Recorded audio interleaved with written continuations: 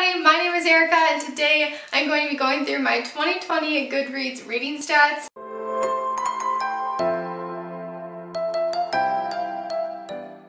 So I am sitting today and I have my computer here. I don't know if you'll be able to see it, but I'm going to be screen capping it and everything and talking about some of the books I read, as well as just like going through the numbers of pages and everything, all that stuff. So hopefully this won't be a very long video, especially because editing this with the sound, it's always a hot mess.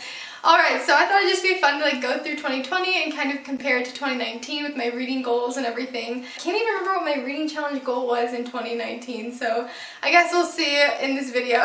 So let's just get right into it. Alright, so here we are, my year in books for 2020. I'm going to go back first to our 2019 and see what my reading goal was for 2019. I can't even remember. I think it was like 50?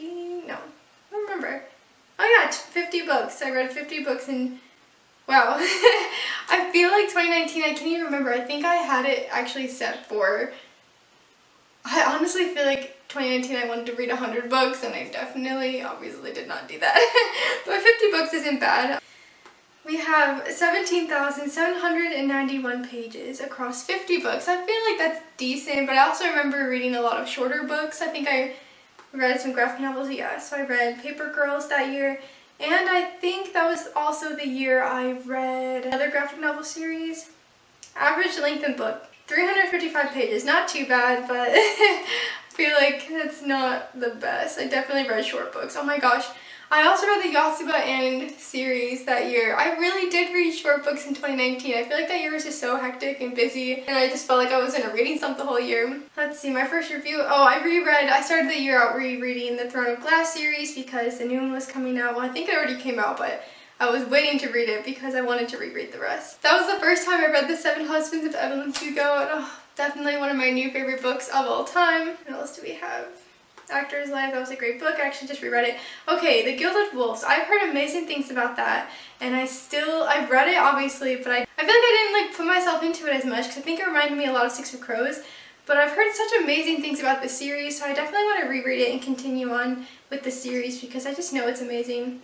That's right, I read Saga, so that's another set of short books that I read in 2019. I did love that series, and I really want the last book, or the next book. I'm not sure how many there are. Yeah, Dark Dawn came out that year. I reread my Six of Crows and Cricket Kingdom. I did not read a lot. It's weird, I really didn't read that much in 2019. I mean, most of it was like graphic novels or manga. So 2019 was okay. I feel like 2020 was just a much better reading year. Let's go. Oh, the longest book, yeah, was Game of Thrones. I can't believe I went past that. You guys are probably like, wow. Shortest book, 120 pages. Longest book was obviously Feast for Crows.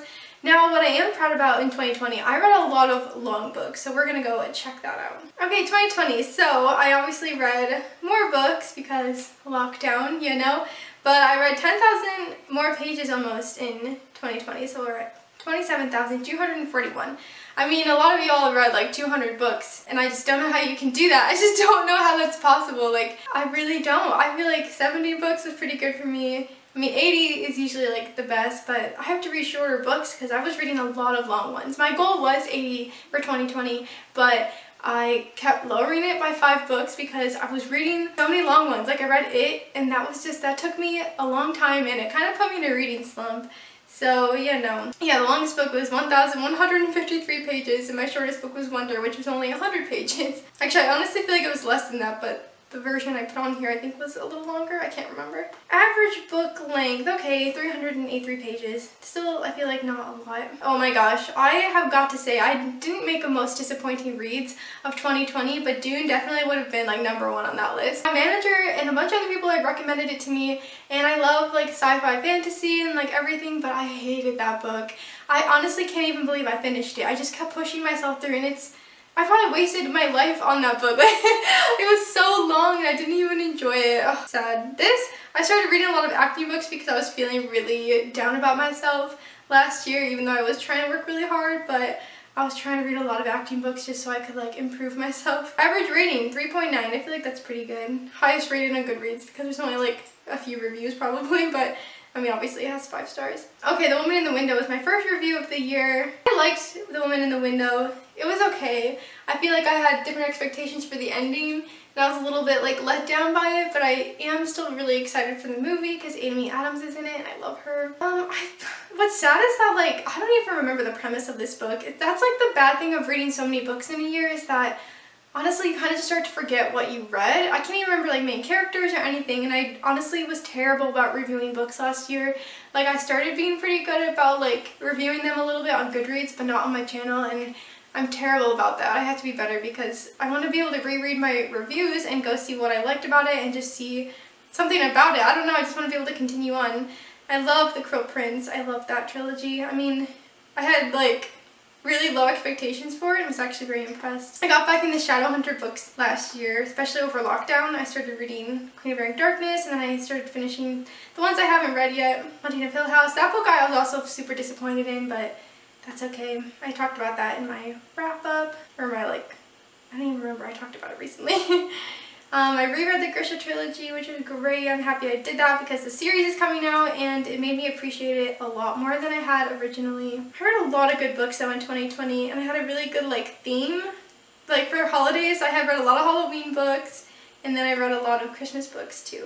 Okay, I had to Google because I could not remember how to find my stats, and I'm so dumb. It was literally on your profile page. Okay, so now we're looking at the stats, and obviously I've only read 5 books so far in 2021. Disappointing to see that I just can't seem to get to 100. I don't know how people do it, I really don't. Okay, so these are the stats we have for 2020 versus, let's go to just 2019. I had a lot of 4-star ratings in 2020 and a lot of 5-star ratings in 2019, which is funny. I didn't rate a few books on here. Oh, I actually DNF'd a book. I forgot I DNF'd that one. Just wasn't a fan, but I put it on here anyway, so. I mean, I had a lot of good ratings in 2019. Obviously 4 stars isn't bad. Wow, there were a lot of 4-star ratings. Definitely killed it in 2020. Look at all these pages. I want to see like longest books, but obviously those were like. Prayer of the Orange Tree was really long. Queen of Wearing Darkness. Oh wow. Well, obviously I read more books in 2018, so obviously it was going to be up a little bit higher. 27,000 pages isn't terrible. Publication year, books over time. Books over time, what is that? Oh, wow, okay. I don't get charts, okay, let me just look at this. 2020, what is this? 18 books read. I think it's I read just like so many books at once. Yeah, like these were really close together. 10 books read in May. This is just so many in 2018 because I was rereading a manga series while reading it for the first time. It's so funny. Pages over time. Okay, 2020. Yeah, I mean decently. April, obviously, because I was reading a lot of books, 3,753 pages. November was pretty decent. Again, November and April were like the highest because I was in lockdown, so I had so much time for reading. March was a lot. What's this one? Oh, it's still the Yatsu books. So even though they're short, it still added up to a lot of pages.